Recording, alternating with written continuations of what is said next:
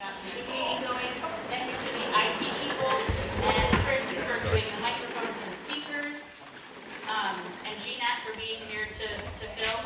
So I'm Kelly, for anyone who doesn't know me. I work for FEMA on the community assistance team, and Mark is my counterpart here today. He's going to facilitate most of the meeting. So our first thing, other than the welcome, is Mark wanted to go over some norms for how we're going to conduct this meeting, and so I'm going to just turn it over to Mark. All right, thanks, Kelly. So, yeah, we still have norms. Oh, sorry. Shouldn't go there. I'll call them ground rules then, okay? So, these are pretty basic, but they're really important. And no side talking, please. So please, sort of in front of all of these, please be civil and respectful. Please speak from your heart. And I've added this over the years. I've learned that sometimes it's good to say this. Remember to love your neighbor. It's really important. Be clear and concise. No rambling. Always move the conversation forward. Again, more no rambling. And everyone talks once before anybody talks twice. That's kind of a local custom here. So we're going to try to adhere to that if we can. So anyway, thank you for that. Yeah. So Londonderry formed a recovery committee recently, and that is who Mark and I are working with to move through doing a long-term recovery plan for the town of Londonderry. And I'm not sure if all the committee members are here, but many of them are. So if you are on the new recovery committee, could you stand up and wave if anyone wants to? Yes.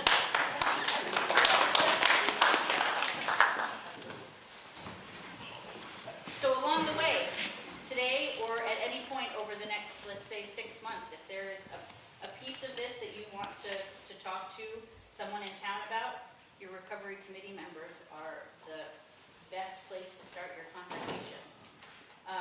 We are going to be meeting roughly every 2 weeks between now and June. May. And at the end of that time, we should have a plan for the things that you all as a community would like to see, for projects that you want to move forward, and we're going to do the best we can to get you more information to be able to do that.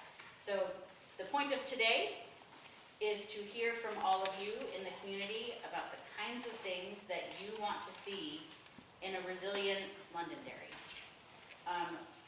We work with FEMA, so obviously we are here because your community has experienced a disaster, but that does not mean that the only things that you can talk about here today are things that have to do with that disaster. There are other things in the community that need attention, or projects that you think we need more information to move forward on. This is the day to get them on the list, because we can help with those things as well. The next thing is, where's Mary Ann? I don't know if you want to, if you care. I have a pretty good voice, but I also want to note that there's people online, so speaking up is important for them too.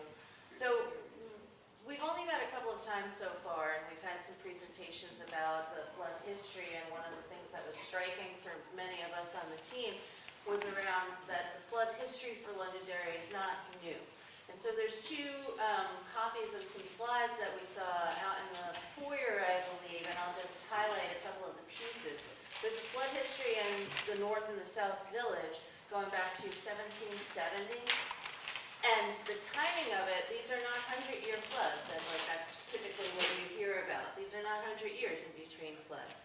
We've got major floods noted every couple of decades or every couple of years. 1830, 1869, 1927, 1936, 1938, 1971, 73, 76, 2011.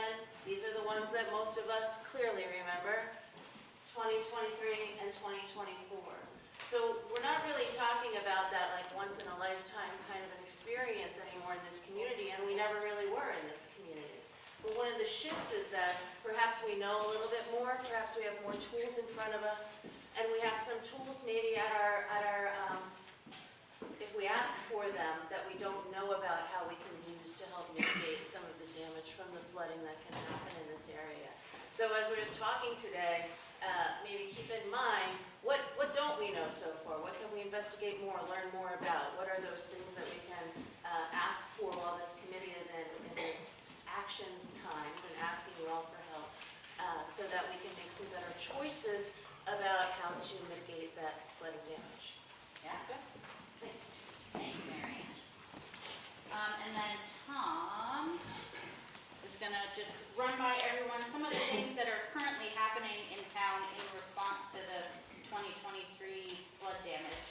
Just so, you know, the town has been working on things. People in town may not be aware of all of them, so we'll get you caught up to speed as quickly as we can. So right after the flood, we were fortunate enough to hire an individual named Bill Kearns. He used to work for FEMA, and he did all our FEMA paperwork. And because of that, we are one of the only towns, maybe the only town, that's almost 100% reimbursed with all our expenses. Wow. So that's a big deal. And we were also fortunate enough to be chosen to be part of the River Project. This is a new project the state has undertaken. It stands for Resilience Initiative for Vermont Empowerment and Recovery. And so the state has contracted with Stone Environmental to help the towns come up with projects to put forward to FEMA for hazard mitigation grant program. And we are in the process of working with them right now. Some of the projects that we are looking at, the first was Barker and Reinhardt culvert replacement. This is an area that our road foreman, Josh Dryden, he's seen it wash out at least 7 times in just the time he's worked in. Fortunate enough, we were able to work with the state and FEMA, and we are going to get Barker Road culvert replaced with a box culvert through FEMA Public Assistance. But we will still need to do Barker Road culvert, which is just a few hundred feet down the road, because that's going to have increased water coming to it, and it'll most likely wash out in the future. Another one is the confluence of Utley Brook and West River. This is a big problem in town because it creates a water dam and it pushes the water back up towards Jellies. And so we're looking at any ideas we can do to mitigate that. It's a hard one. There's a lot of stuff that the state won't like that I've proposed, but we got to do something there. Where was that again? It's the confluence of the Utley Brook and West River right in the North Village. Another one that we have been working on is the Cobble Ridge Bridge, and possibly an alternate access to that area through Derry Woods. That way if the bridge goes out again, because it's not looking like FEMA's going to replace that bridge currently. So maybe if we can get an alternate access already built, there's already a way for them to get out instead of building the trail like we have to do. And the last one that Stone Environmental is looking at is moving the South Londonderry Fire Station. That is right in the floodway. I mean, it's something that's got to be done there. And we were 72 flood. That building was pretty much gone. Just the shell is left. So there are some actionable steps that we are looking at. And it will be, within a week or two, we'll be having another meeting with Stone Environmental to go over what they have come up with, modeling and everything. So we are moving forward on the projects. May seem like we're not, but it's a long process, and it's going to be 10, 20 years before we get a lot of stuff done. So we just got to keep at it and not lose track. Thank you. Thank you, Tom.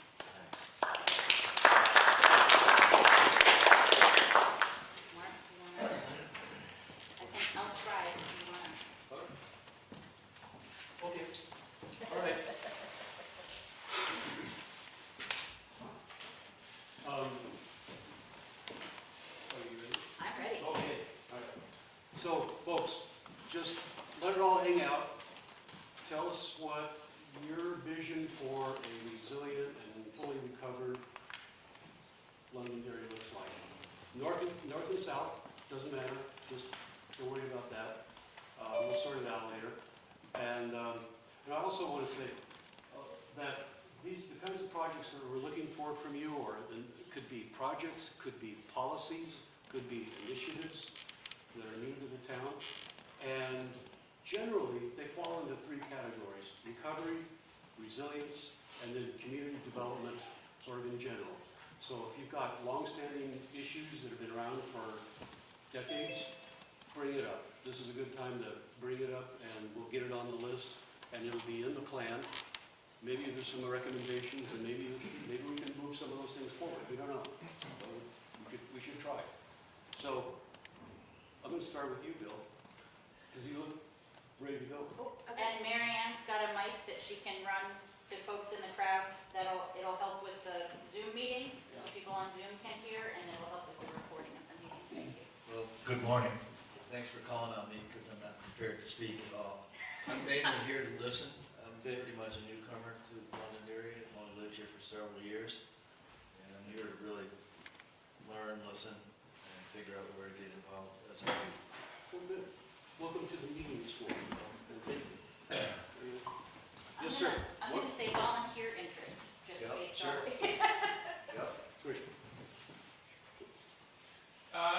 My name is Steve Swinburne. I was just wondering how the future wastewater project for South Londonderry might be impacted by future floods. Okay. Maybe we should just address it right now. Tom, can you just answer the question? Oh, you. With that project being in the works still, it's somewhat hard to tell. Luckily, the main area we're going to put that wastewater is not in the floodplain. That's over on the Prouty property. The pipes coming from the Prouty property, they very well possibly could be affected. But, I mean, it's probably still too early to tell since we don't have a full understanding of exactly where everything's going to go at this moment. Okay, great. Thank you, Tom. Okay. Does anybody else have like questions before we get into sort of visionary stuff? Anything like that? Maybe we can just get out of the way right now? No? No? We're good on that? Okay. Who wants to speak up? Raise your hand or jump up or something. There we go. I'll give it a try. All right, give it a try. Use your name too, just so. Pete Cobb. I've lived here all my life. I've seen many floods. And I'm just going to throw out a hot topic, and that's the Williams Dam in Londonderry. I feel strongly that it should be removed. I'm president of the Rescue Squad. We're north of that dam. The water does back up.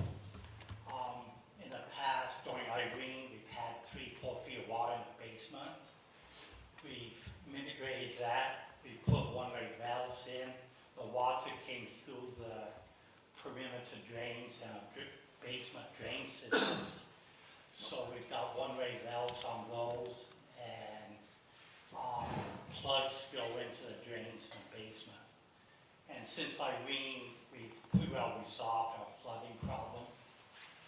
But being on the rescue squad, Route 11 always floods about first north of the bridge. Those houses, if the dam wasn't there, it would migrate that. It probably wouldn't resolve the flooding in the main village below. But one of the issues is the water supply for the fire departments, and that has to be addressed. There is a dry hydrant up there right now that's not usable because of the silt in the pond. And basically a pond is a better place to get water than a river because of current and stuff, but I'm sure there's some way to address that.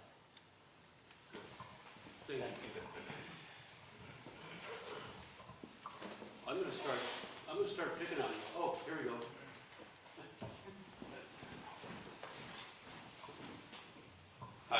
Chris Camp, and I'm the Executive Director of Wyndham Regional Commission.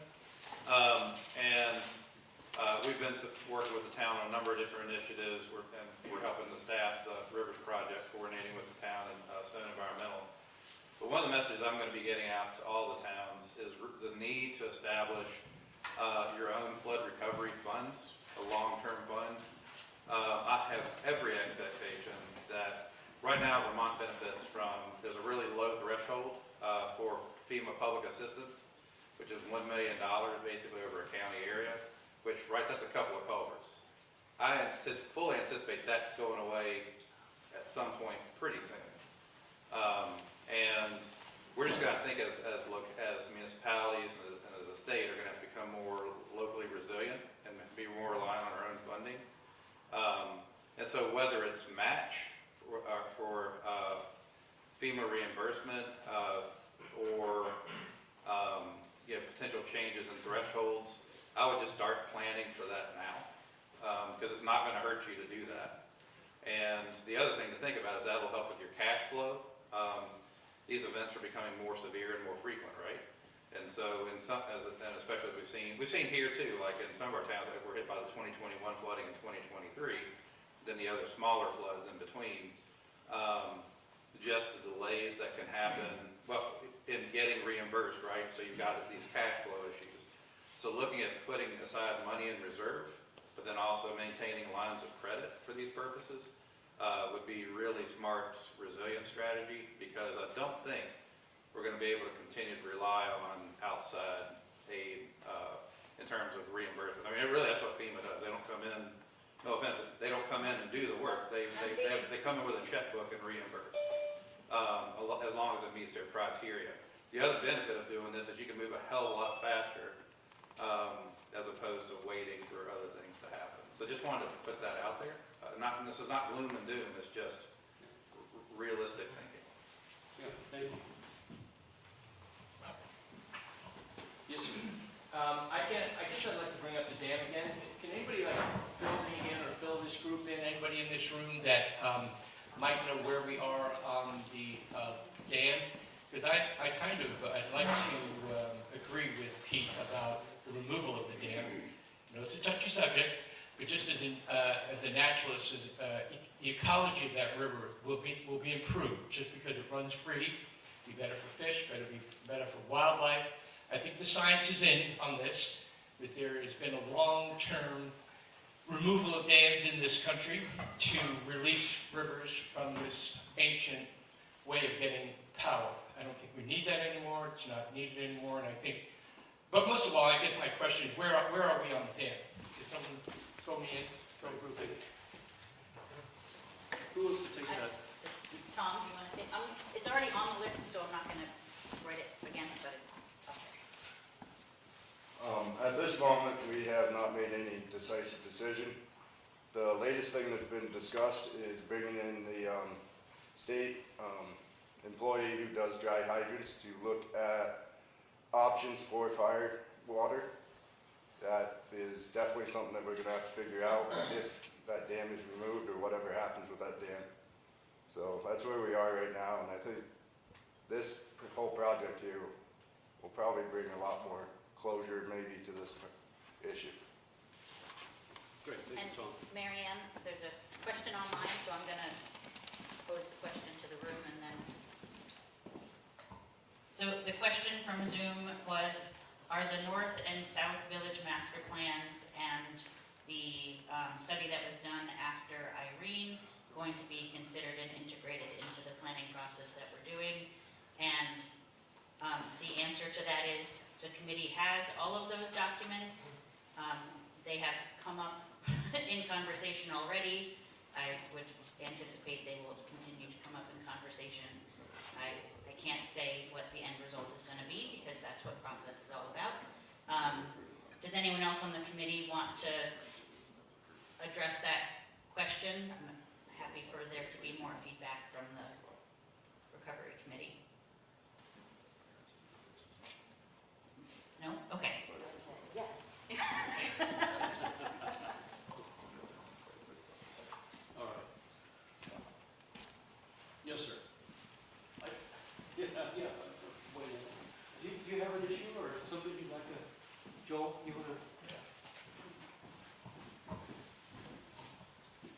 question. Have you considered, close.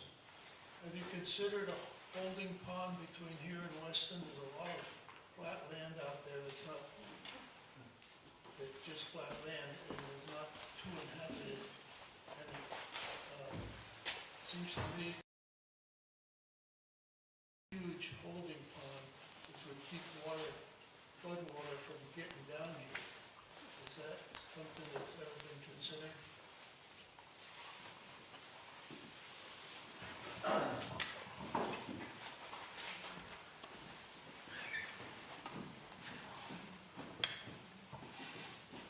To my knowledge, Weston and Londonderry has never discussed that as joint towns.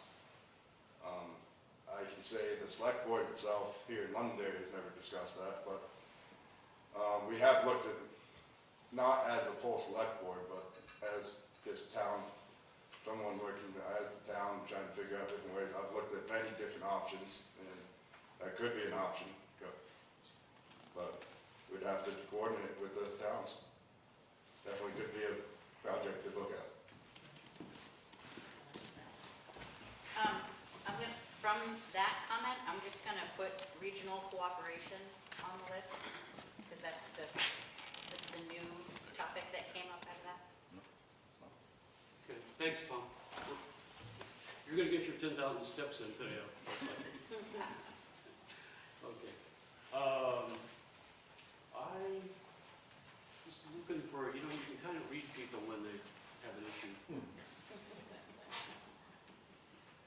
George? Do you have anything you want to throw up there?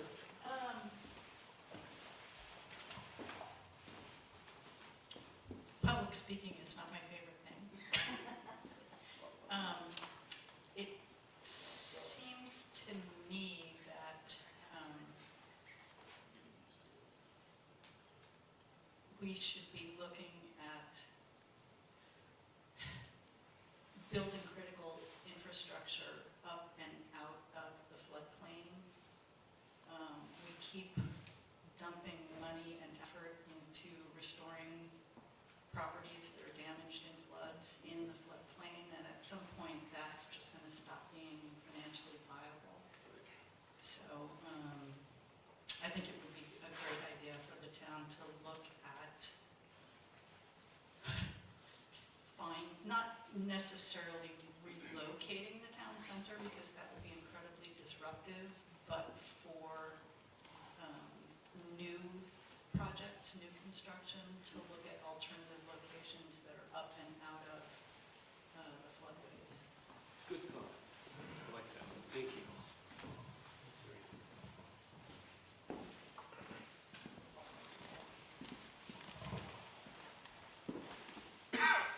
I know I mentioned it earlier, but moving the South Londonderry Fire Station is definitely a big one.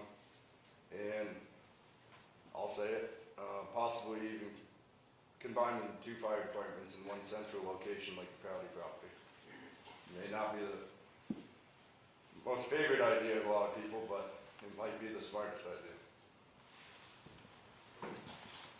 Thanks, Bob. Yeah, Chris. One other thing I'd encourage you to think about is we're seeing increasing swings, right? We're going from extreme wet to extreme dry. Right now we're in moderate drought, probably heading towards severe. If you look at how relatively dry it is out there right now, could have one hell of a spring fire season. So not only think about, in terms of your mitigation and recovery, start thinking about the dry periods too. I don't know that you have many, I know you don't have municipal water, but just thinking about what can you do to keep those aquifers recharged? Because that's kind of the flip side of flooding. As long as you protect and conserve floodplains, that also helps recharge your groundwater. From the headwaters all the way down to the river.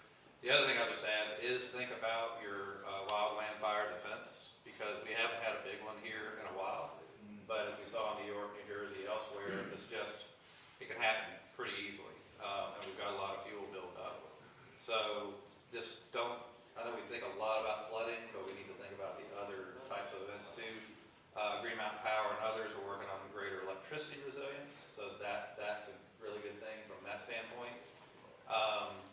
We do need to think about bigger winds, just all of those things. So you've got a great resource in your local hazard mitigation plan. So one thing I would encourage your committee to do is pull that plan out if they haven't, and look at all of your risk exposures, not just flood. No, that's the primary one, but keep an eye on all those other things. Perfect. Thank you, Chris. Thanks for bringing up the wildfire thing, because I think in the coming years, that's going to be, could be a big issue. I hope not, but could be.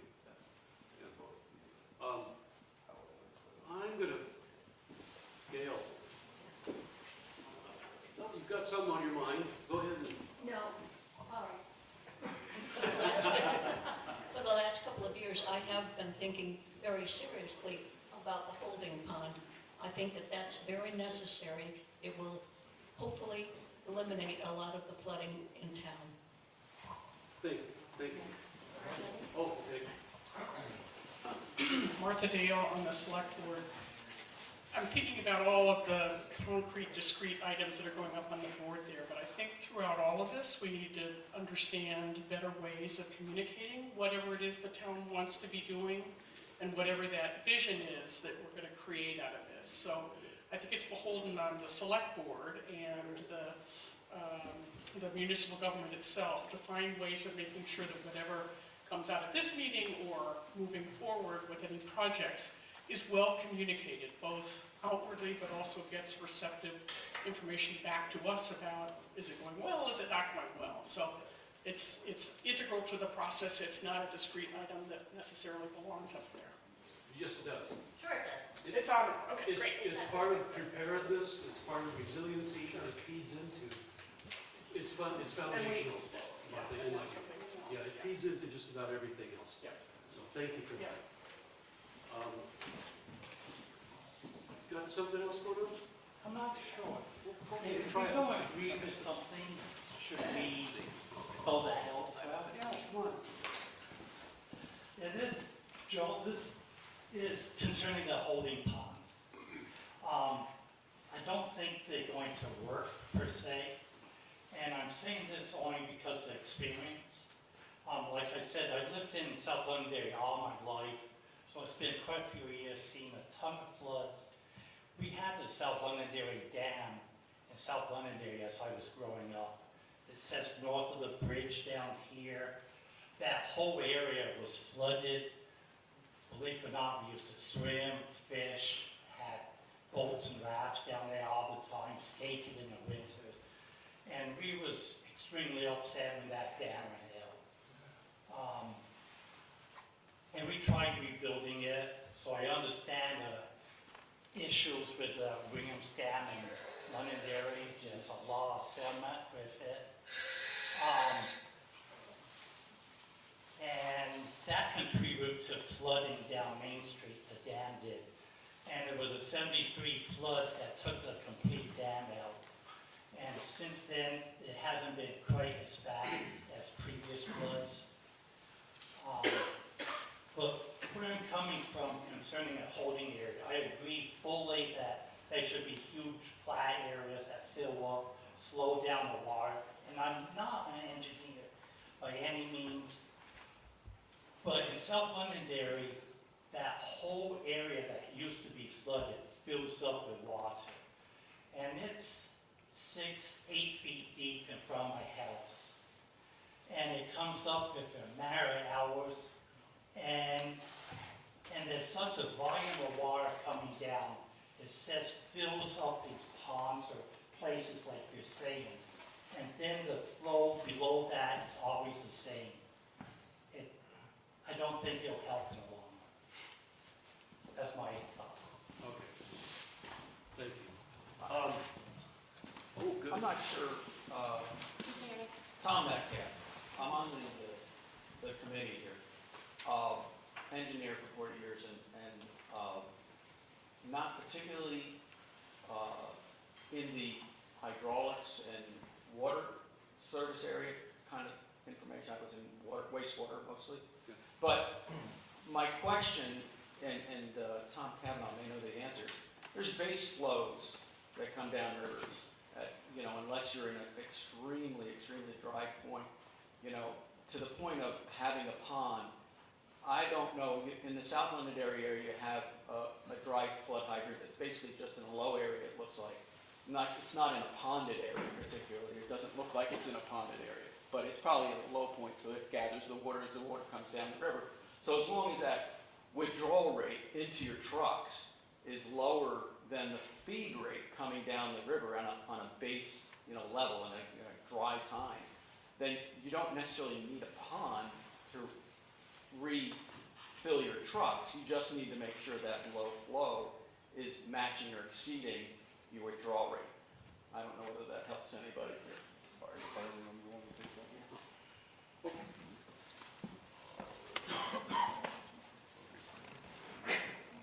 Mary Ann? Chris, there you go. Fire department. Yeah, so the only concern, river hydrants can work. We had one in South Derry. The problem with the river hydrant in South Derry is it washes out when we get a big flood. So if you can find a spot where you can put one, but they do require more maintenance than a pond, I would say is, that's just sort of a reality of the hydrant, so. I just heard that the pond at Williams Dam is not functional. No, That's not true. Is that true or not? no, it functions. We pump out of it all the time. You do? Yes. And, ponded hydrants also take maintenance, right? They, where you put them in, they do fill up with sediment, not necessarily at Williams Dam. I know the one over at, they had to dig out the one, on the Magic Mountain Access Road, so, but all hydrants take some maintenance. The river ones, they can work, but they also do take maintenance, and when we have flooding, we've had issues. Every time, Irene, we had to fix it, and we don't have a hydrant currently there. So, Chris, do you know about how many private hydrants are around that you can tap into for people's private ponds? Because, most fires are not in the community, in the town area. There are, in South Londonderry, I think we have about 10, 12 maybe, I'd have to look at the exact number, of differing varieties, right? A hydrant might serve like 3 or 4 houses realistically. Then we have a couple hydrants that are either really easy to get to, which makes tanker shuttling easier, or they are, we know we can get water easily out of. It really depends on the situation, but, and we try to work with homeowners when people put in houses, when they put in private ponds and things like that. One of the things you can do for insurance is to put in a hydrant if you have a big house. So we try to work with that, having a hydrant or a way to get water in the North Village is obviously an important thing. So how to do that and to have one that is, no matter what happens with Williams Dam, that's, they need water up there, as we do in the South Village, so. Okay, thanks, Chris. Does anybody else need to get anything off their chest about ponds and this subject, and then we'll move into other things if we can? No? Well, I'm going to say something All about right. North Village. So yes, I'm James Hamden, by the way, I'm on the committee. So yes, the Williams Dam hydrant does function. We bag flush it in the spring and the fall, and we've never had an issue using it. The only problem with us in the North Village is access to people's private ponds is very hard to do in the winter. And like Chris says, like trying to get multiple trucks down there, you just can't. So until someone, as Tom was saying earlier, we have to find, if we're to remove that, we got to find something that's able to do what that pond does for us right now, which right now, that's our best water source that we have. I know last summer when it did get dry, the pond up there was pretty much just the silt that you could see. So there wasn't any significant water in there. So at that time, you can't use that hydrant because there's no water, correct? We didn't pump out of it during that time. So. No, but you wouldn't, I don't think you could get it. I'll speak on that. Chad started on part of this before. I don't need that, thank you. So I guess I'm the only one in the town of Londonderry that has talked to the river engineer for the state of Vermont for our district. Mr. Jensen has told me a couple different times that above and below that hydrant in the mill pond can be dredged twice a year for fire safety. Why we do not do that and why nobody other than myself has talked to Mr. Jensen, I do not know. And that's all I have to say. Twice a year, it can be dredged below and above that hydrant. without a state permit. Thank you. Thank you. Okay, all right, I'm hoping we can vote on the other subjects. I suspect that there's other things that we can talk about. Unless you think we need to spend more time on that, and that's okay too. But I kind of think there's other things. Kim, what's on your mind? Recovery, resilience, community development. Anything else? I actually had maybe a different category for that prevention. Hi, I'm Kim Ray from South Londonderry, and I live on Thompsonburg Road. And I think another category that would be good to add would be prevention, because some of these floods maybe could be prevented. And I know you mentioned Mr. Jensen. He was great at our last flood. He walked down the brook with me, walked down Thompsonburg Road. And it's really good to know on a state level as well as a local level what we can really do to help prevent some of the flooding that does occur. I'm a little bit confused sometimes because I did go to some of the river meetings and they said, well, if you have logs in the river, it slows it down. But then, and then to have a dam and then not take the logs out, have the logs put in.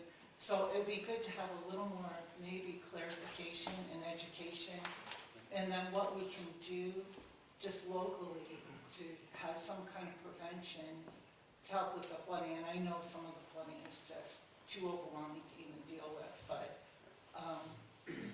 so I'd like to add that to the category. Good, thank you. Thanks. And, well, so Kim has introduced the subject of prevention. Is there anything else we can be proactive about to mitigate the impacts of future events? Anything, has anybody got any ideas on that? I'll throw in something, only because I've talked with Tom Cavanaugh briefly about it, but I mean, from the standpoint of South Londonderry, I've been here as a permanent resident about 3 years. I've seen 2 of the storms that have taken out downtown. But the biggest thing in my mind, because I'd love to keep the streetscape, improve the streetscape, which is a master plan issue more than anything else, and that's on the books for many years. But I'd like to see the floodwaters be brought down. Hydraulically, I believe there are probably things that could be investigated that maybe not have been investigated to improve the floodway, whether that's removal of Williams Dam or not, or whether it's an adaptation of Williams Dam, taking out the couple of stones of it or whatever. I mean, that dam is not looking good, and it's the town's dam, and we all pay for it, for its upkeep and maintenance, which is also a risk. So there's things that can be done there. There's probably things that can be done along the backside of all the properties that do get flooded, between the mill property and I'll say the plaza. And one of the things I don't want to see happen in any event is that the plaza be susceptible to flooding, which is it's an illegal fan of that whole river body there.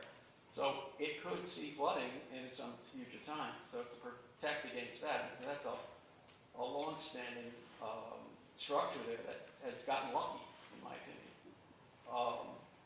Floodwaters have come up to the back doors, I think, but I don't know whether they've gotten in. But anything we can do to bring down that hydraulic grade line, which is the floodwater itself, to improve the hydraulics of the river stretch between the dam and even upstream, I'd say go all the way up to Cobble Hill, is it called? Cobble Ridge. Because that whole area in there is all sedimented in now from the dam.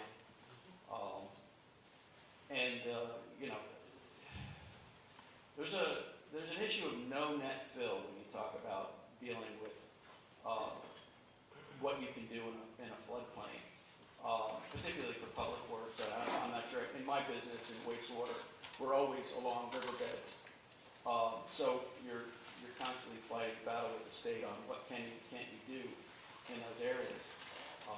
But if we can improve the hydraulics of that stretch to bring down the water level, my biggest desire would be to eliminate, as someone else said on the, I guess with the rescue squad, make sure that Route 100, Route 11 is not susceptible to flooding. Like either, whether that be by flood management or flood stream management, hydraulic management, or whether that means even raising the road. I mean, emergency services need to get through when they need to get through. So that's my addition to this. Great. Thank you, Tom. So Mark, Yeah, go ahead. so there's elevations that are possible that could be done, but it's expensive for the town because they have to kick in 25%, I think it is, 25%, Tom? I believe so. Yeah, so it would be great if there was some way to eliminate that 25% so that any elevation that's done is not costly to the town, nor the business or homeowner that owns that house. So elevation is a big thing. It's a big thing in Jersey. That's how they get around a lot of the flooding. So should like to see something possibly with elevation here. Good, thank you. Oh, Yes, there was somebody on the chat. oh, good.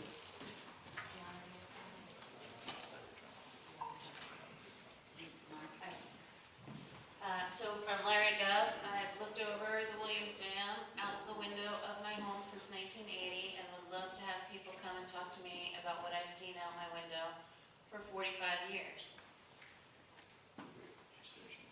Okay, good. We'll follow up on that. Yeah. Thanks. Sorry. Yes, sir.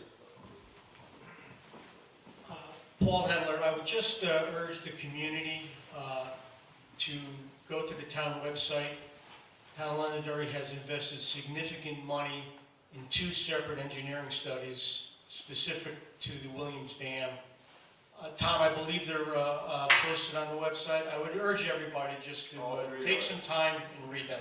All 3 are. Well, one we didn't pay for. Yeah, USDA did a study. Yeah, USDA did a study, and 2 other private engineering firms that the town hired. Read it and see what they had to say. That's it. Okay, thanks. Oh, Martha. I'm not sure what the solution is, but I feel that our business owners, particularly along Main Street in the North Village, are independently trying to come up with their own individual solutions to their business problem, which is they're getting flooded.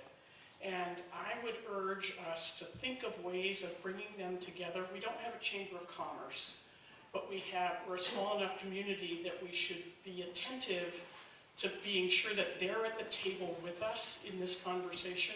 I mean, I just drove down Main Street yesterday, and the number of for sale signs is scary on that street in North Village. And I hope that people don't feel that they are battling this problem by themselves. We need to find ways of bringing them together and coming up with solutions that affect them and their businesses as well as the citizens who hopefully purchase from them. Thanks, Martha.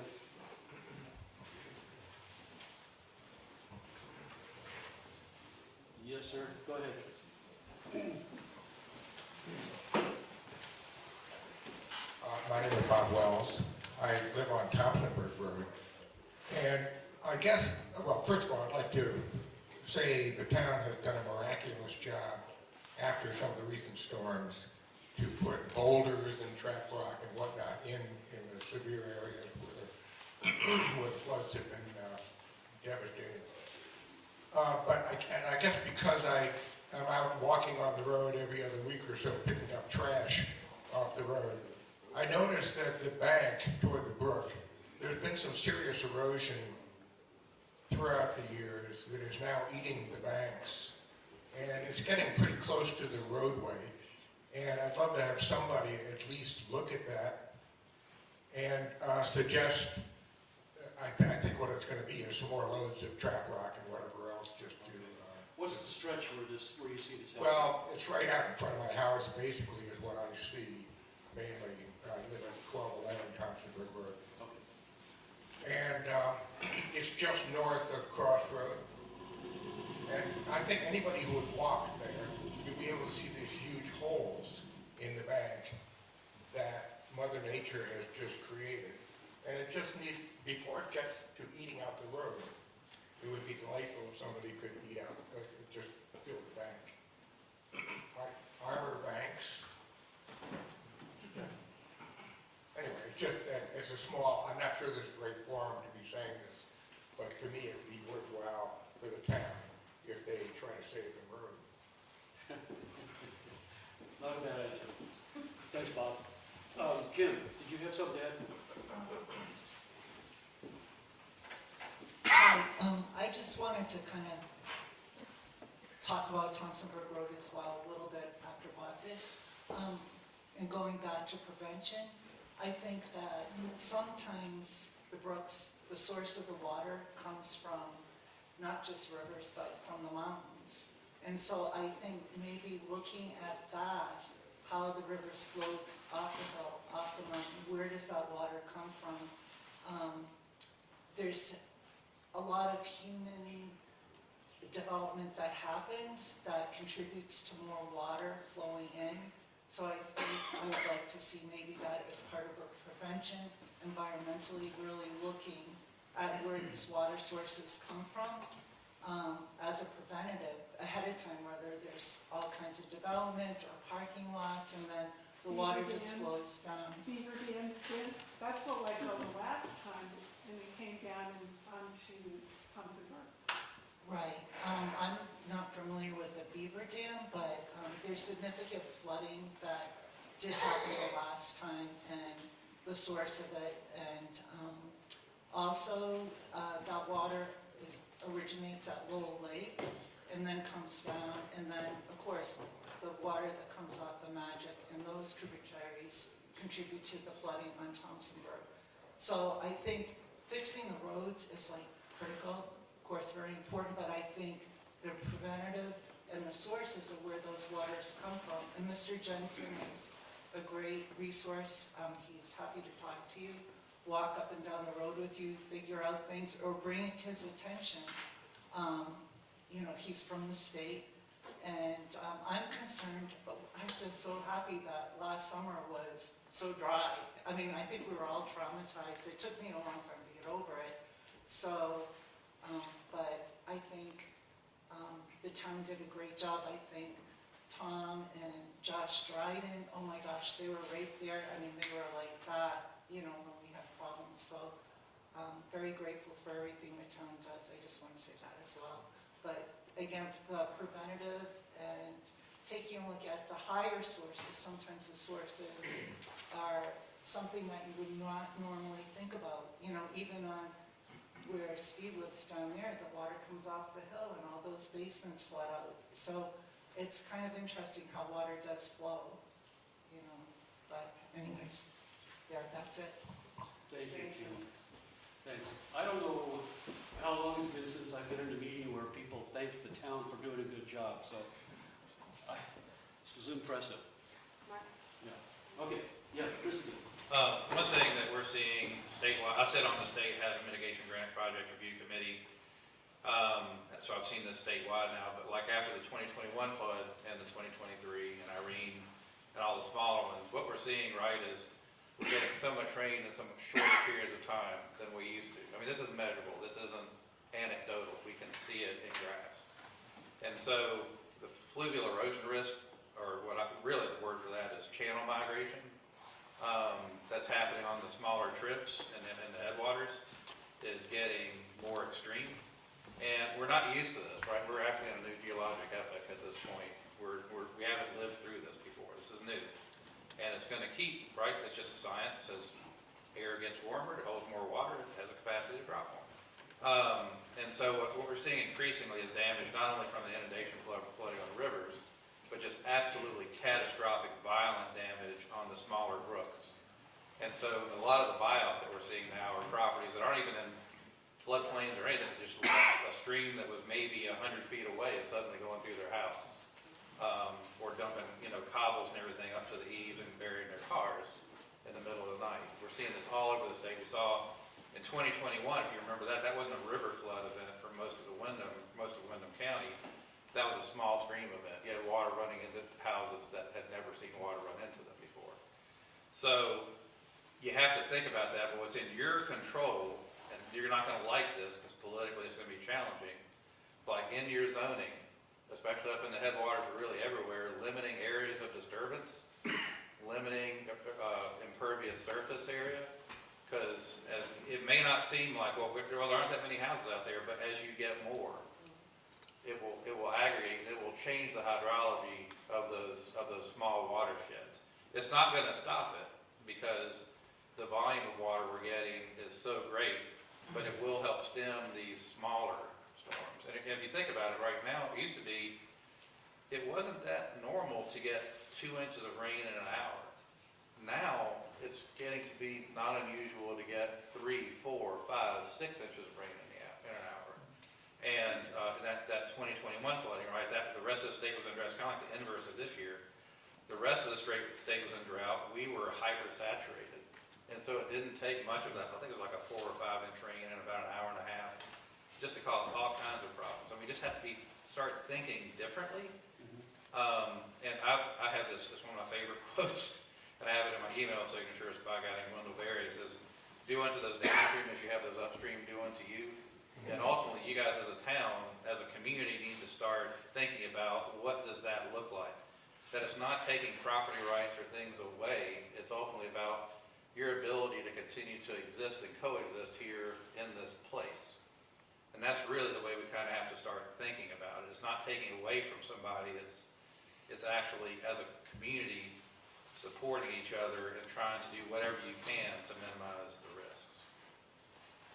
And isn't it tough to think about prevention because, as you're saying, nature is changing in a sense, right, with climate change, and water will do what it will do. So it's got to go from a high to low place, and that's essentially what's going to happen. Just come to my house at the next door, you can see the rivers that never used to be there on the side of my house. So it's going to happen. And so I don't know how you can think about minimizing parking lots and buildings where they shouldn't be, as you're saying, but I keep thinking about water's got to do what it's got to do, you know, it's going to go somewhere. But it's just the science that if you have more impervious, I mean, so it's not just the big ones, right? It's all these smaller ones in between. And because of how raw the streams and rivers and everything, it's just going to keep hammering away. Nothing ever has a chance to recover anymore. I mean, I cannot tell you the value of trees and shrubs along every brook that you have is worth probably 100 times what it would cost to replace them. Because it's not going to stop everything, but by God, if you don't have them, I can tell you how much worse it's going to be. Well, that's an interesting point you're bringing up. So when we see this entire, that never used to be here, Japanese nabu, that may not have the soil keeping ability. Right. So maybe one prevention could be you rip all that out and put in plants that will grab the soil a little bit more. I don't know what those are. And eradicated it. Yes. So Judy has something over here too. So I think one thing that I noticed in the 2023 flood, the ground was so saturated, and at that time, you know, because it fills in front of my house on Valhalla Road, there were a lot of landslides that happened, and there were big trees that were coming down at that time, and I think that was what was key to that flooding. Proctorsville Gulf, that totally got plugged because that whole hillside got plugged. So every storm is different, and we can do our best to prepare, but, when the ground is saturated, it just doesn't, no matter what's planted there, it's not going to hold on.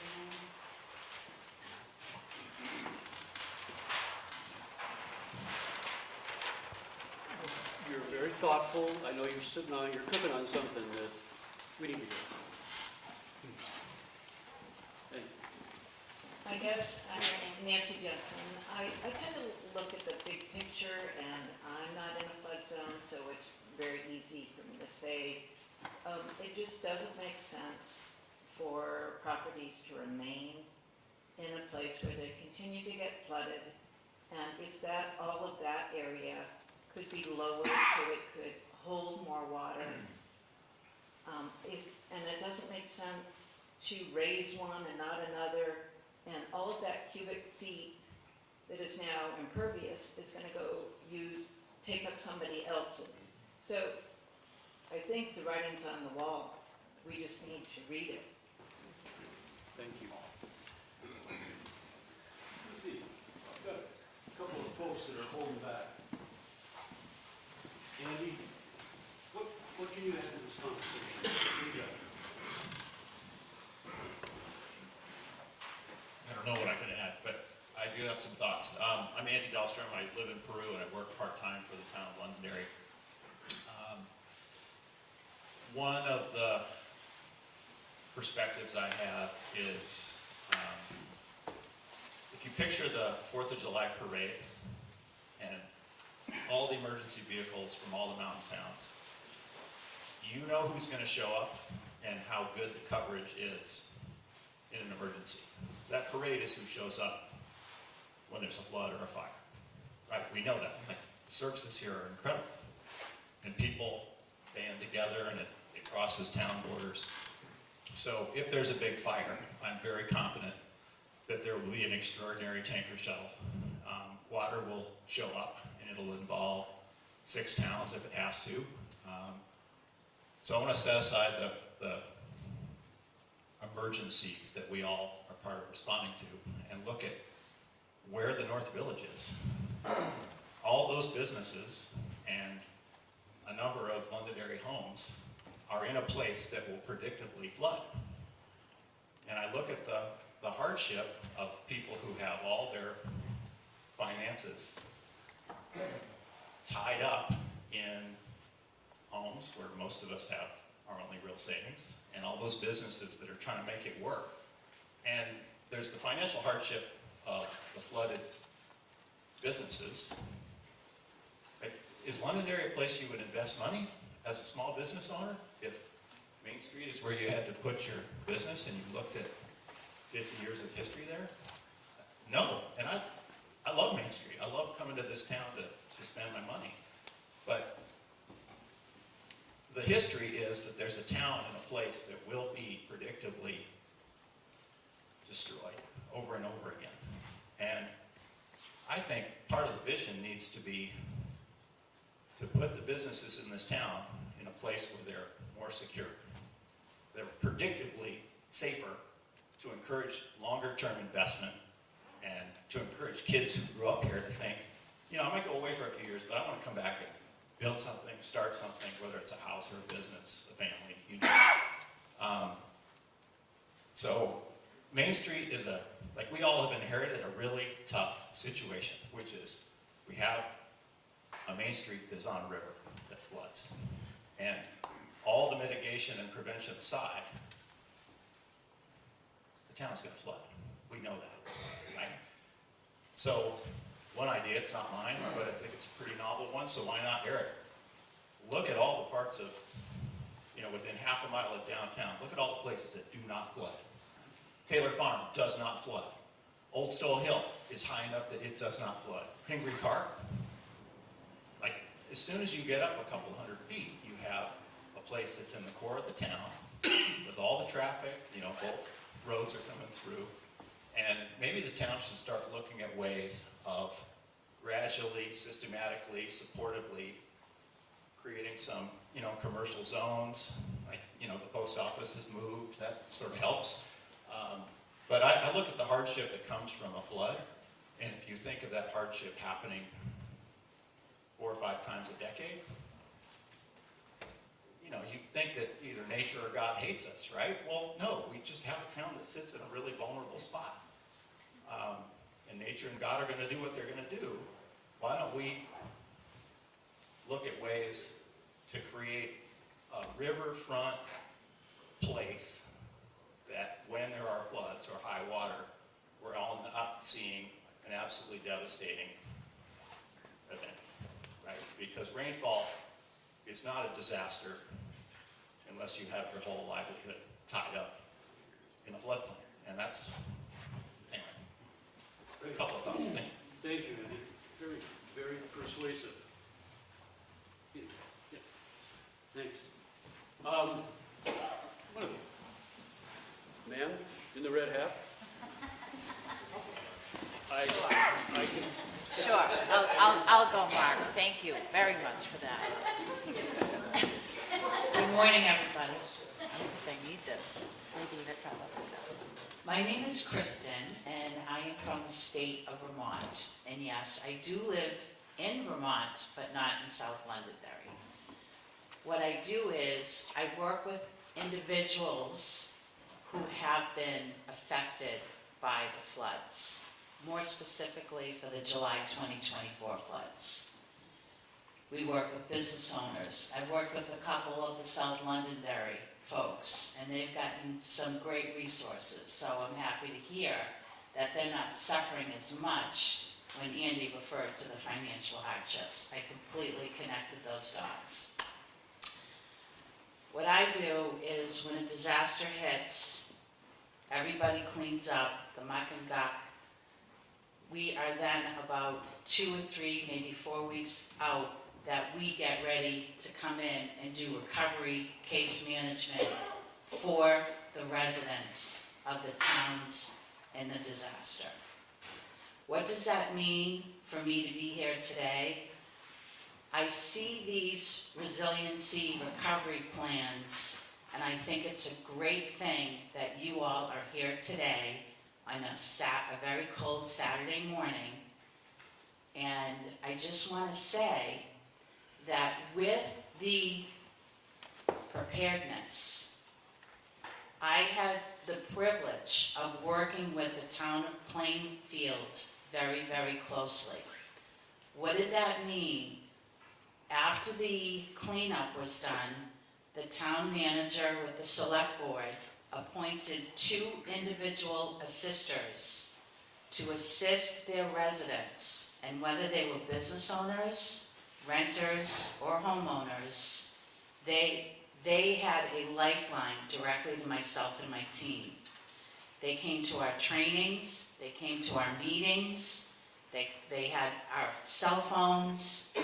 We worked with them, we still work with them today. And it's really good because they are that lifeline between the town officials and the state of Vermont. Because right now, we don't have that regional level for individuals. You do have it for municipalities. It's good to see you, Chris. Did Chris leave? Oh, okay. So, you guys have an incredible executive director for the municipality side.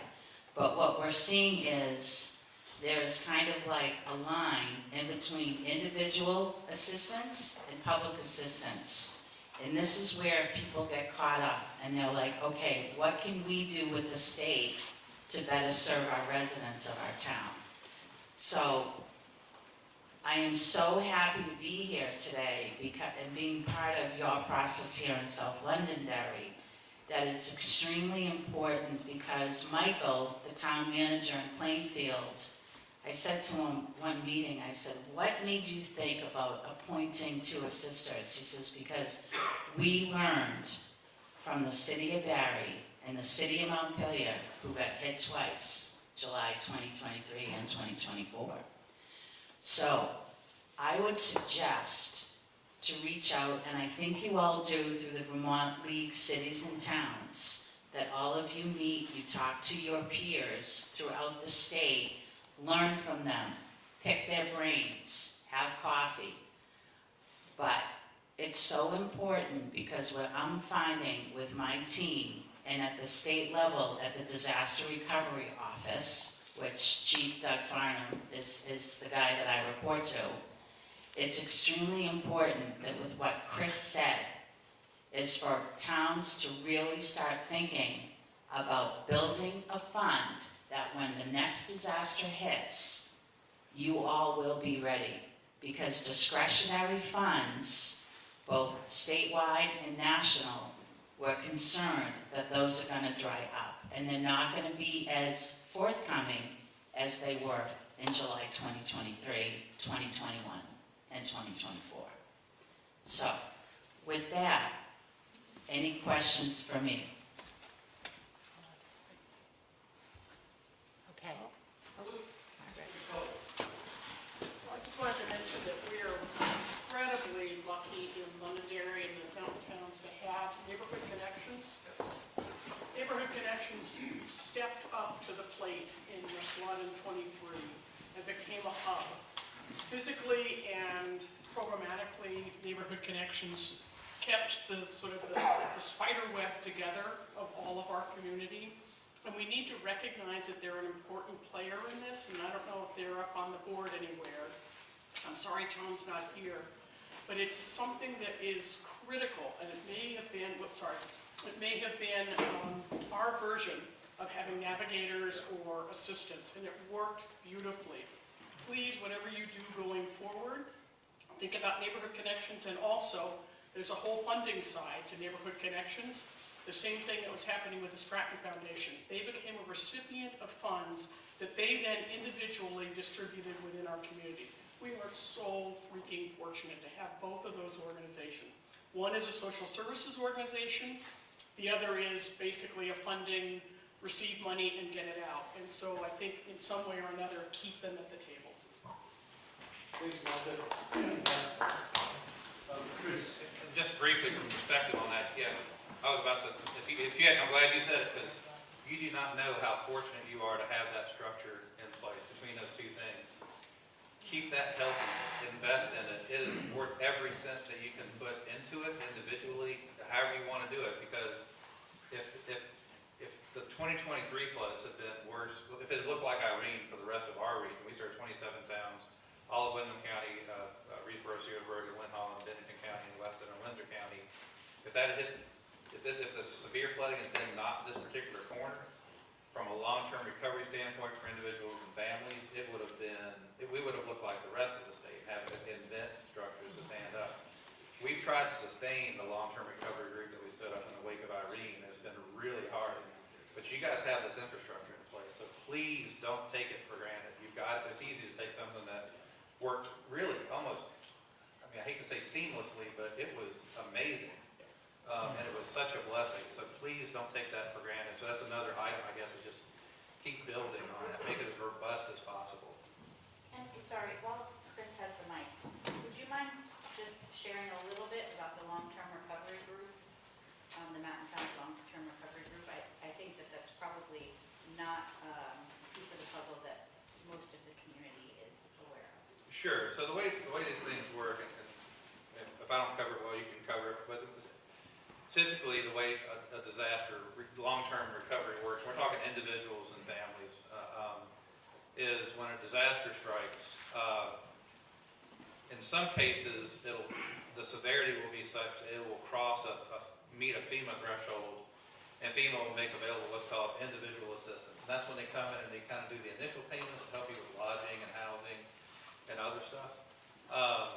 And there may be federal funds that comes in and supports what's called casework. And so these entities are stood up that help support individual caseworkers who work with these individuals and families to try to get them back on solid footing going forward. And so there's what's called a Mountain Town recovery group, which is basically, it's analogous with, it's the same geography as Neighborhood Connections and Stratton Foundation. And so there's a person who is Tara, hyphenated last name. Anyway, Tara, who's working with individuals in the communities up here to work on getting them either into new housing or getting the existing housing fixed. But the great thing about Neighborhood Connections with support from the Stratton Foundation is you guys were able to move faster than like the formal long-term recovery group has ever stood up.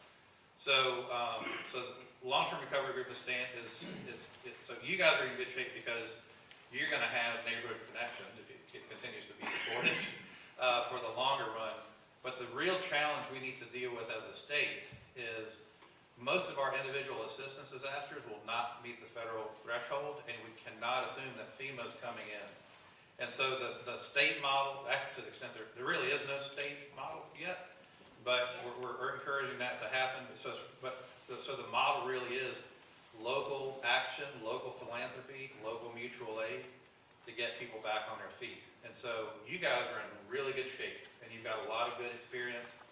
Don't take that for granted. For other communities, we're gonna have to make that more robust. So kudos to what you have already built and the vision you had to make neighborhood connections happen. Was that what you wanted? Yeah, I just, Thanks, Chris. And Kristen, thank you. there's a comment online.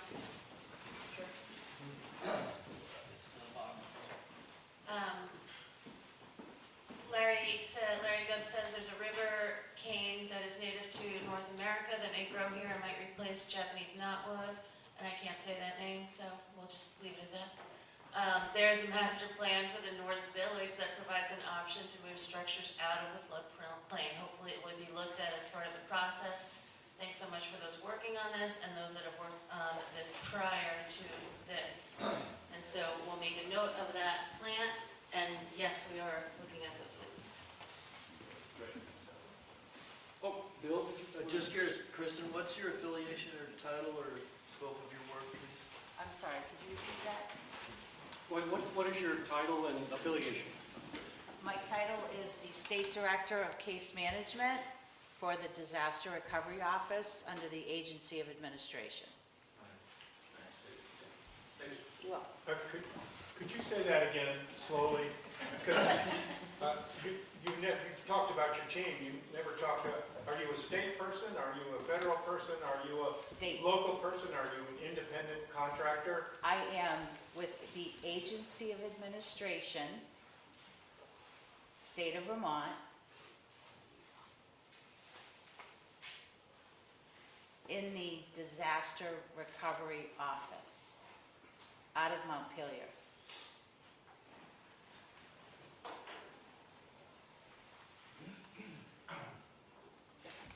And Mark, who are you? Good. Some random guy that showed up. He's just looking for a job or? Yeah, thanks for asking, Steve. I probably should have covered that when we were doing introductions. So. Maybe I missed that when I don't know who Chris is either, so maybe we could just do a quick introduction. Yeah, sure. No, I appreciate you asking, and I apologize for not doing it earlier. My name is Mark Leese. I work for FEMA. I'm out of the office in Williston, so I had to leave there at 5 this morning to get down here. And the degrees kept, every 10 miles it would drop a degree. It was kind of a weird sensation.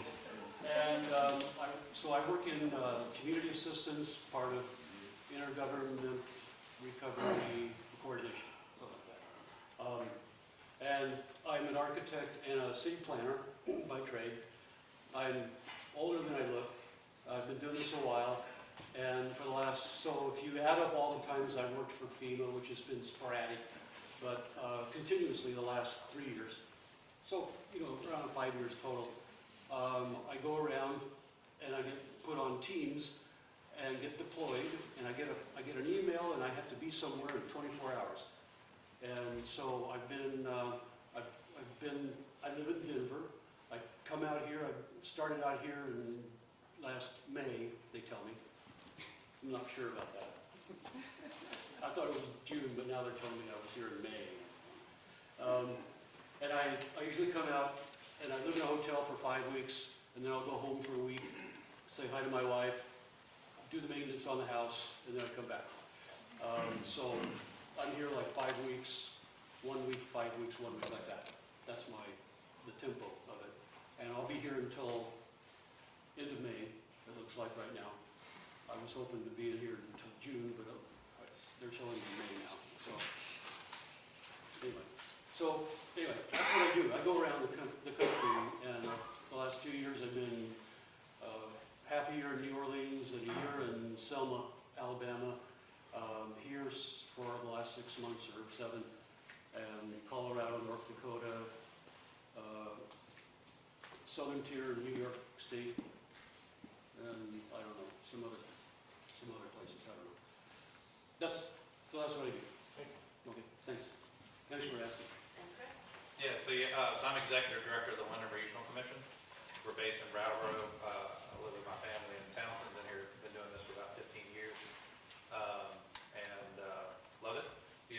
27 towns in southeast Vermont. Our mission is to assist towns with effective local governance and work with them collaboratively on regional issues.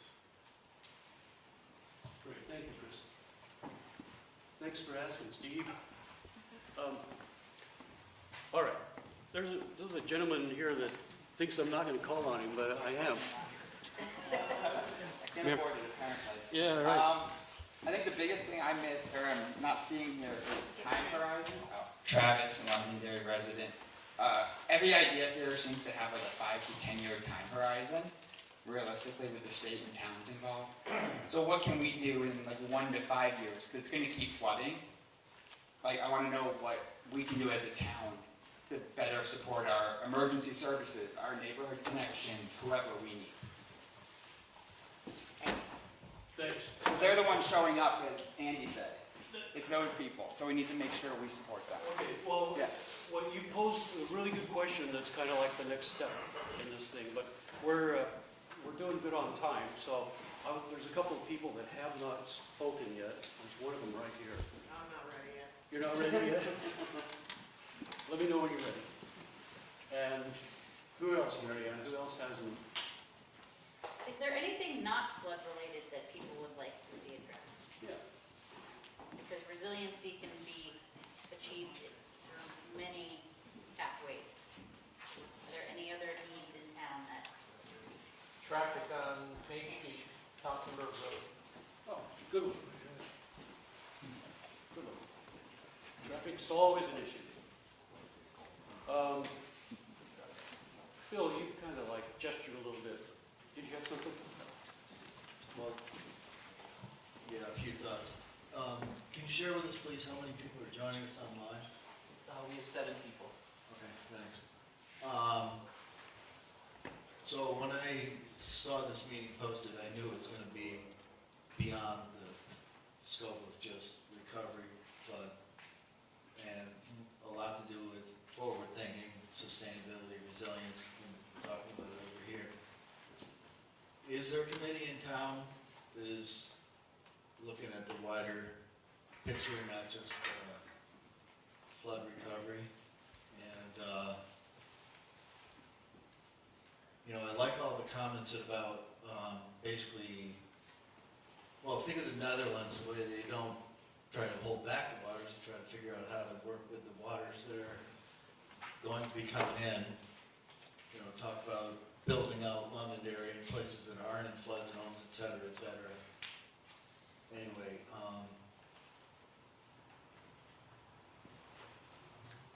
I was just wondering, like, are there ways to basically communicate with the townspeople that we're not just talking about prevention and fighting Mother Nature, but basically, you know, resiliency, planning, sustainability, in all its forms, as we look forward, well beyond just a few years from now. Yeah. No, Bill, that's perfect, and I like your timing on that. Because it feels like we've talked about the flooding and some water issues and everything. We've covered that. What was I going to say? Covered that. What's the word? Cozy? Oh, yeah. Yeah, that'll work. You know, so let's get out of that space. Think a little more broadly, like Bill suggested, and like we've mentioned a couple of times. You know, the long-term recovery plan generally will have projects that fall into 3 categories, and I've said this before, but I'll do it again. So recovery is the first one that people are concerned about because there's an urgent need. Then resilience is the next thing to look at. How do we not make the same mistakes going forward? That's kind of what the subtitle of that is. The third item is community development. So downtown development, the streetscape thing is a good example. Housing, is there a need for more affordable housing? I know there's been a study on that. I looked at it on the survey. That was all pretty interesting. Are there other issues like that you want to sort of put in this category of long-term recovery planning? Because it could be any subject. So I encourage you to kind of think outside the floodwaters box and look at the community in more broadly. So is there anything that's jumping out at you right now that I've just reminded you of? Yes, sir. This isn't long term, this is immediate. Route 11 through town is a death trap for pedestrians. Okay. We need to have painted crosswalks. I know the state owns the road and the state doesn't want them, but I think we got to beat the state up and get them. We need one down where the coffee shop is going for sure, and another one would be good down in the area of the church, because on Sunday morning, it's really hard to cross the road and people don't care. Traffic cones don't make a damn bit of difference to them. So that's my complaint. Okay, good, thank you.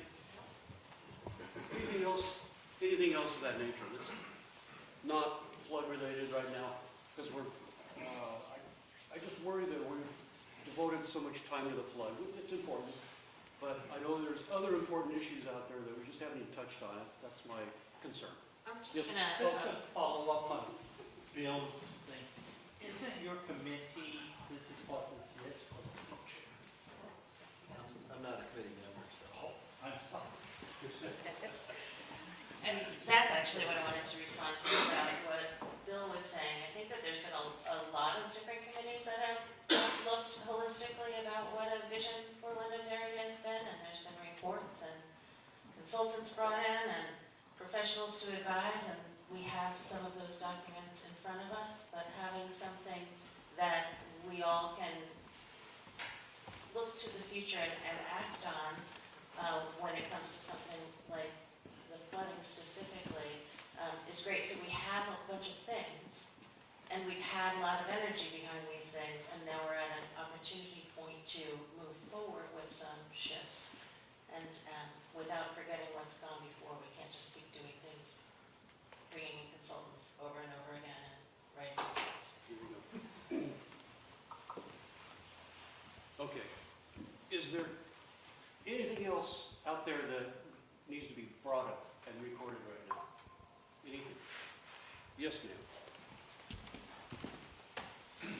I'm on the, Nancy Jensen, I'm on the Housing Commission, and we haven't been talking about housing, but everything is related, whether it's to get people out of the flood zone, to get the fire stations relocated, to create a community area, to rethink the whole situation so that we can become a more vital community. I'll save my hug until after. Anything else? Anything else? Can the post office be moved? I know, Tom, you talked about maybe the fire department maybe moving over to Prouty. Is that a federal thing? The South Londonderry post office, can that go somewhere else or no?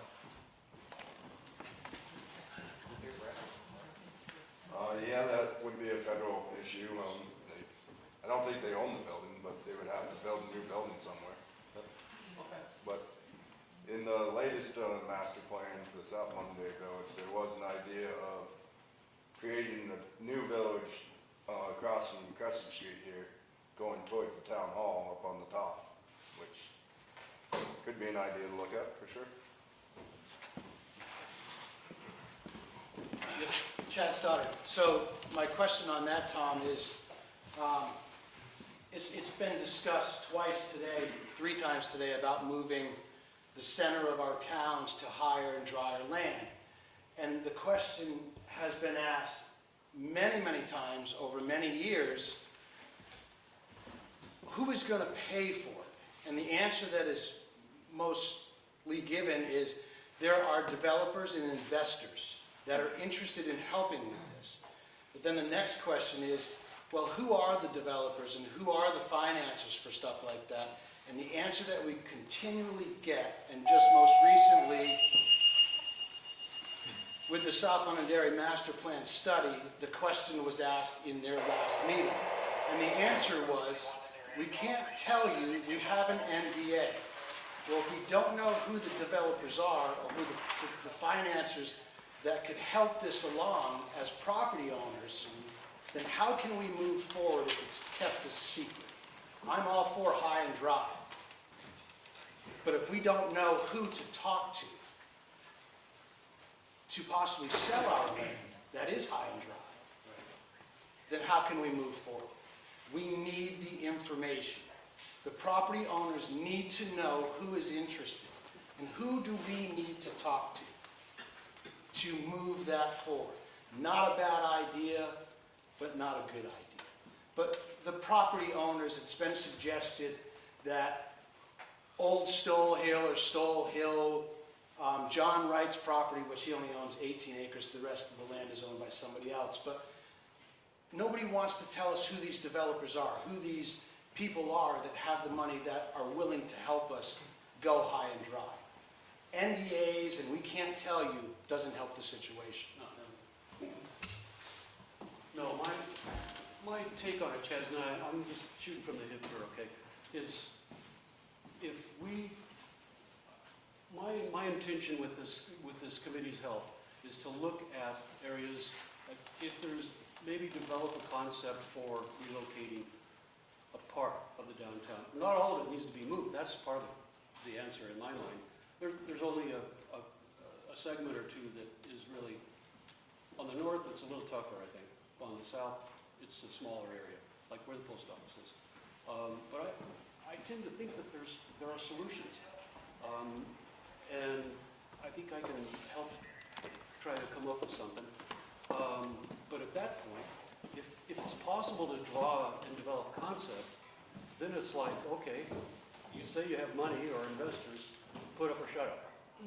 Let's talk. Give us names, phone numbers. Let's move this forward. So that's my hope. Okay, we'll see how we get. Martha?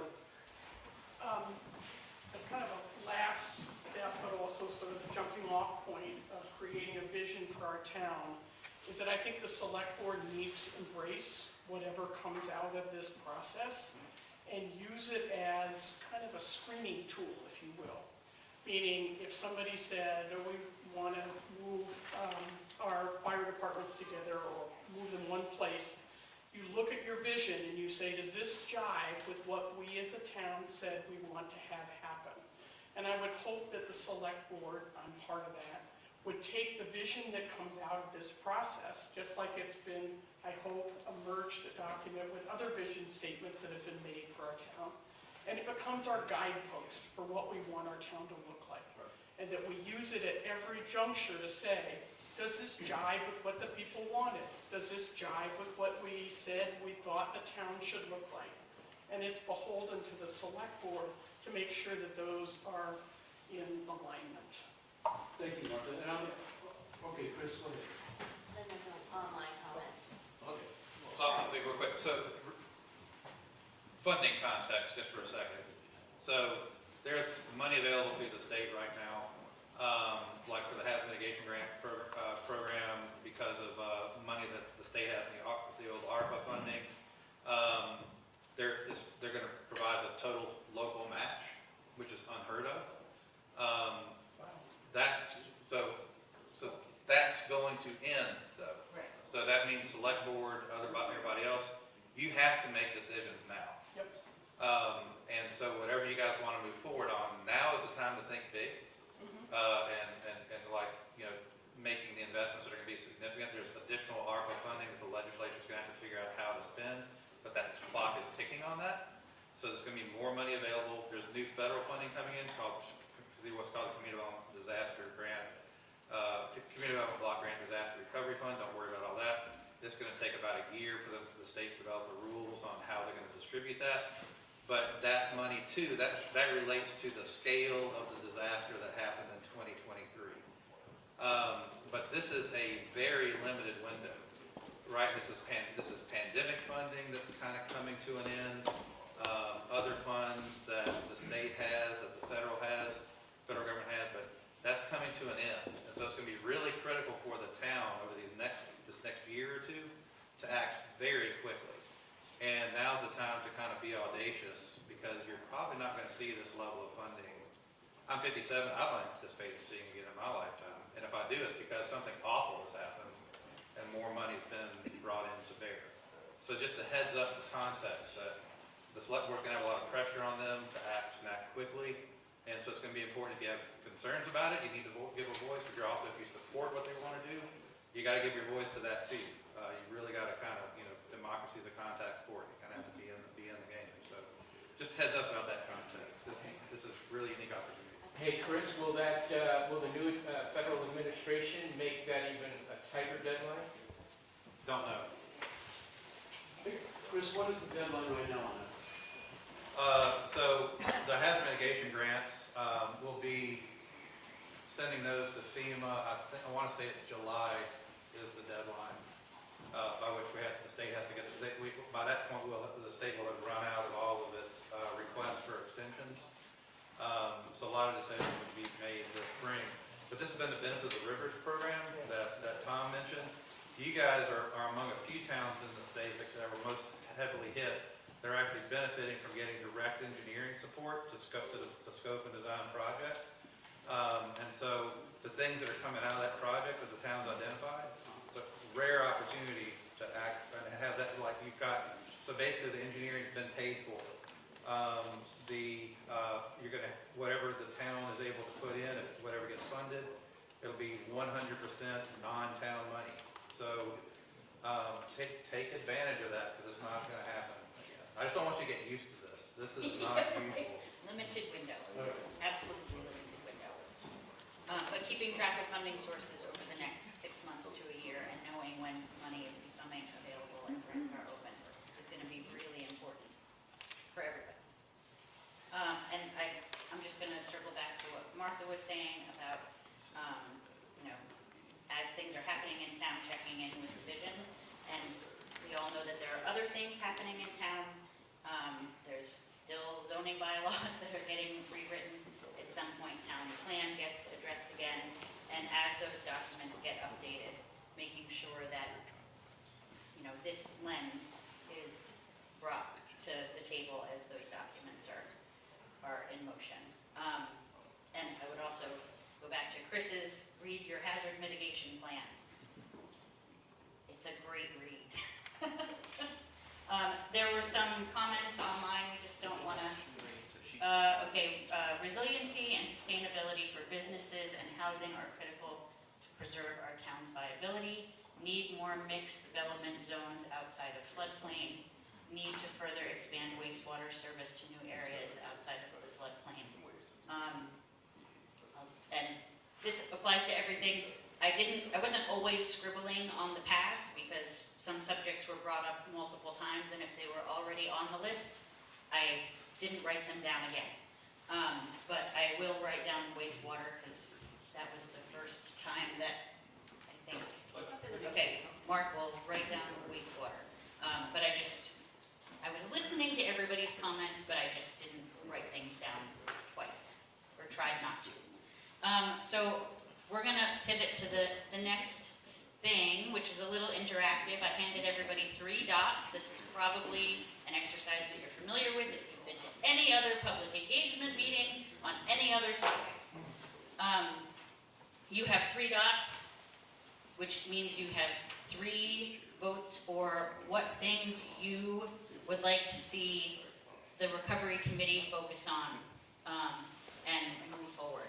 There are a lot of things on these lists.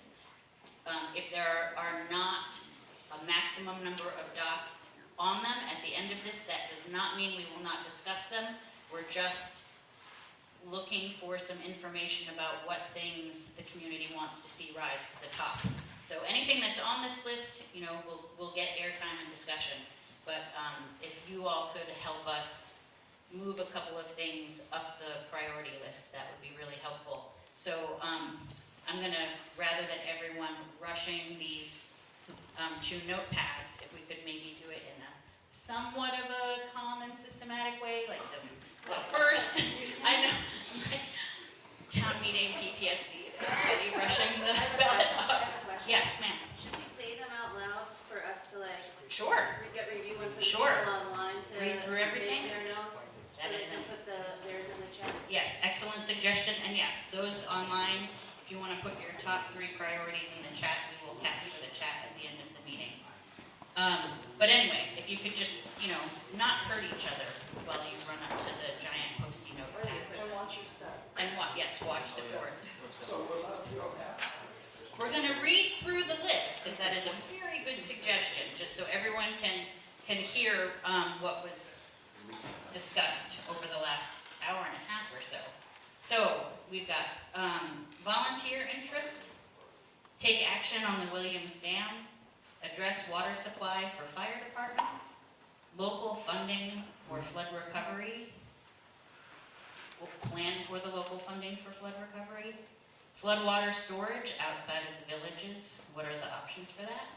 Regional cooperation, investigate new areas for development outside the floodplain, fire department planning, planning for drought, wildfire defense planning, increase effective communication, hydrant maintenance, hazard mitigation projects and education, which Kim, if you're still here, that's sort of the prevention, that's the FEMA term for prevention is hazard mitigation.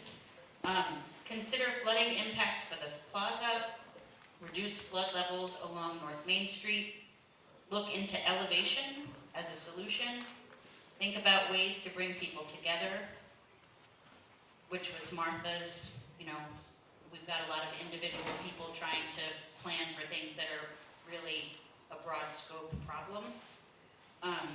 Thompsonburg Road erosion planning, a watershed study, look at resilience in zoning bylaws, river planting, manage invasive species, where does development need to change, look at financial/economic impacts of flooding, look at individual family needs and resources after a flood, preparedness, create more connections between individual needs and community needs, plan with neighborhood connections and Stratton Foundation, long-term recovery groups and case management for individuals, local mutual aid, support short-term actions, traffic calming, short, mid, long-term planning, housing, engage with property owners and investors, and wastewater extensions to out of the flood areas.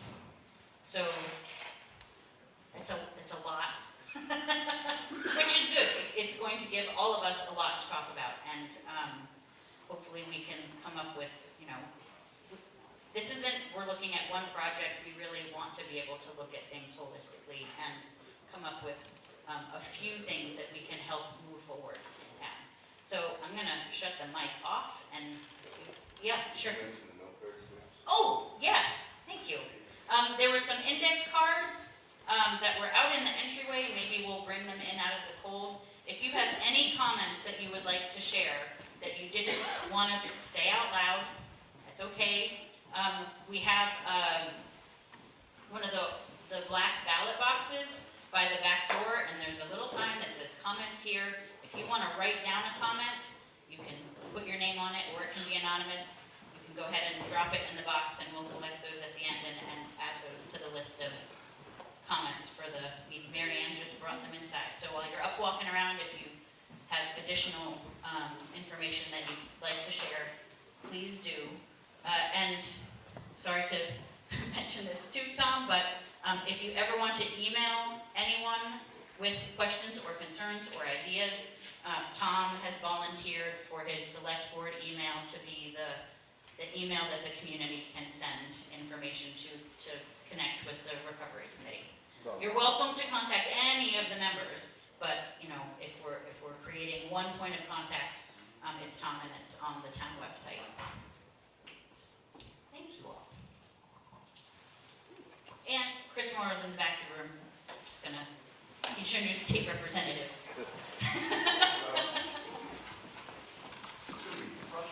Yes, now you can rush up. Can you?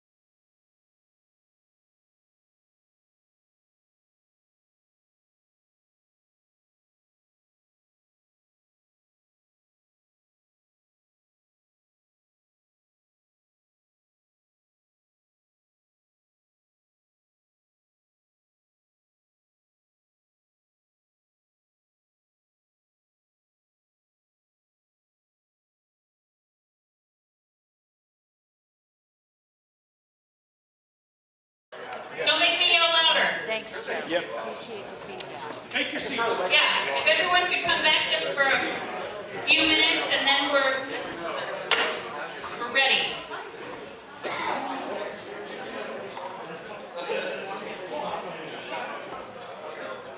All right, if you don't have your dots on the list, now is the time. Thank you for that stretching of the legs and brief interactive moment. Disagree with you on that. So our last items were really just to share with everyone, are we, okay, we're not muted anymore. What the next steps in this process are gonna be. And Mark, do you wanna? No? Okay. So we are gonna take all the information that we gathered here today. The recovery committee is going to go over this list. We're gonna look at what got a lot of dots. We're gonna look at the things that didn't get dots. And the charge of the recovery committee really is to help Londonderry create a long-term recovery plan. So the recovery committee is going to choose between all of these items and decide what the top, let's say, 5 to 7 priorities are from this list. And then what Mark and I are going to help with is identifying what we can do for those items to help the Londonderry community get more information, to know how to move something forward, to know what funding sources are available for a certain kind of project to be applied for. And we are going to help the recovery committee put all of that information into a recovery plan, so you will actually have a document at the end of this that has a list of projects that this community wants to take action on, with a whole host of helpful information so that when the town is ready to take action on them, they will have the information that they need. So some of those things might be short-term projects, some of them might be long-term projects that are going to take 20 years. And that's okay.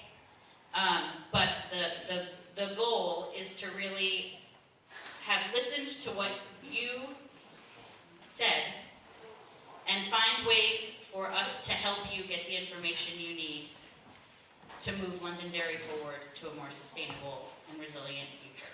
So to that end, the committee is going to continue meeting roughly every 2 weeks. Sometime in, we haven't set the date, February, March, there will be a second public engagement meeting where we will bring what the committee has decided are the top priorities back for more information and comment, and then we will continue to work on gathering information and narrowing down what the community wants. And then by the end of May or June, depending on Mark's sad departure from Vermont, we should have a final product that we will present to the select board and the community, and there'll be a final public meeting that may just be at a select board meeting. But there will be other opportunities for the public to come and have another larger meeting like this, and the public, of course, is always welcome at committee meetings. And you can go to the town website to see agendas and meeting notes. And most of the documents that the committee is looking at already exist on the town website in one place or another. So use your town website. It's a pretty amazing place. Mark, is there anything else you want to share with everybody? No, the only thing that I really care about saying right now is thank you for your time. Thank you for coming this morning.